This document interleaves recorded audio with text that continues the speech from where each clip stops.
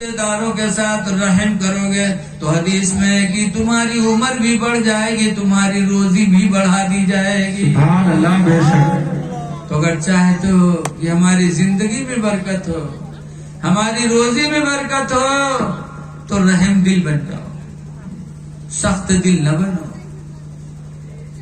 حدیث پاک میں لا یرحم اللہ رحم نہیں فرمائے گا۔ پوچھا گیا کس پر؟ من لا یرحم الناس، جو انسانوں پر رحم نہیں کرے گا۔ انسان، سرکار نے فرمایا انسان میں ہندو مسلمان سب ہے۔ سرکار نے نہیں فرمایا جو مسلمان پہ رحم نہیں کرے گا، بلکہ فرمایا جو انسان پہ رحم نہیں کرے گا اللہ اس پہ رحم نہیں کرے گا۔ اس لیے لوگوں، کوئی بھی انسان ہو، چاہے ہندو ہو چاہے مسلمان ہو، اس پر رحم کرو گے تو اللہ تم پر رحم فرمائے گا۔ بے شک، سبحان اللہ۔ رحم کرو، میرے نبی کی زندگی دیکھو۔ حاتم طائی کی لڑکی تھی، حاتم طائی کی لڑکی اسلام نہیں لائی تھی، ایک دن ننگے سر جا رہی تھی، اللہ کے رسول نے دیکھا تو آگے بڑھے اور اپنی چادر رحمت حضور نے اٹھا کر حاتم طائی کی لڑکی کے سر پہ ڈال دیا، تو حاتم طائی کی لڑکی کا دل پکار اٹھا کہ جس کا دل اتنا رحم و کریم ہو، جس کا دل اتنا نرم ہو، خدا کی قسم ان کی نبوت جھوٹی نہیں ہو سکتی۔ فوراً اس نے کلمہ پڑھا، لا الہ الا اللہ محمد رسول اللہ، کلمہ پڑھ کے حاتم طائی کی لڑکی مسلمان ہو گئی۔ سرکار نے یہ نہیں دیکھا کہ مسلمان لڑکی جا رہی ہے، بلکہ یہ دیکھا کہ ایک اللہ کی بندی جا رہی ہے، سر پہ دوپٹہ نہیں ہے، تو سرکار نے چادر رحمت ڈال دیا۔ سبحان اللہ۔ پتا چلا میرے نبی کو پسند یہ ہے کہ ہماری لڑکیوں کے سر پہ دوپٹہ ہونا چاہیے، لیکن آج افسوس ہے کہ ہم اپنی بچیوں کو کالج بھیجتے، ننگے سر بھیجتے۔ اے میری ماں بہنوں، اپنے بچیوں کو پردے میں رکھو، خود پردہ کرنے کی کوشش کرو۔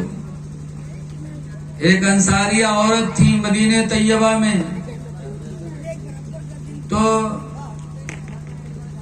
پہلے یہ حکم نہیں تھا کہ کوئی کسی کے گھر میں جائے تو اجازت لے، جو جس کے گھر میں چاہتا تھا ایسے چلا جاتا تھا، اجازت نہیں لیتا تھا۔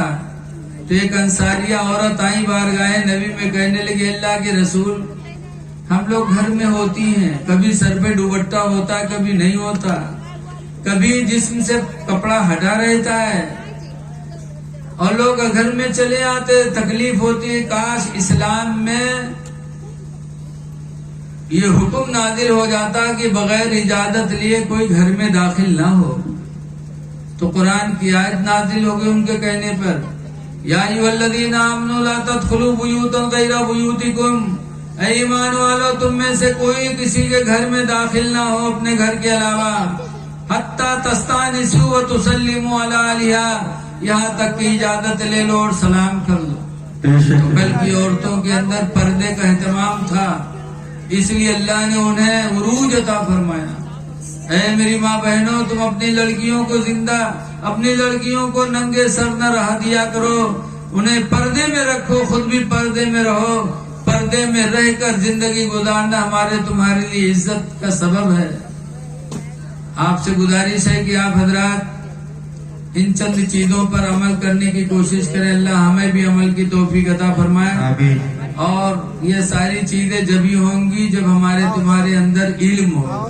بے شک۔ علم کا ہونا بہت ضروری ہے، اور خاص طور سے ہماری ماں بہنوں میں دین کی تعلیم ہونا چاہیے۔ حدیث میں ہے کہ سورہ نور کی تعلیم ہماری عورتوں ماں بہنوں کو ضرور دے دینا چاہیے، کیونکہ سورہ نور میں بہت سے مسائل ہیں جو عورتوں سے متعلق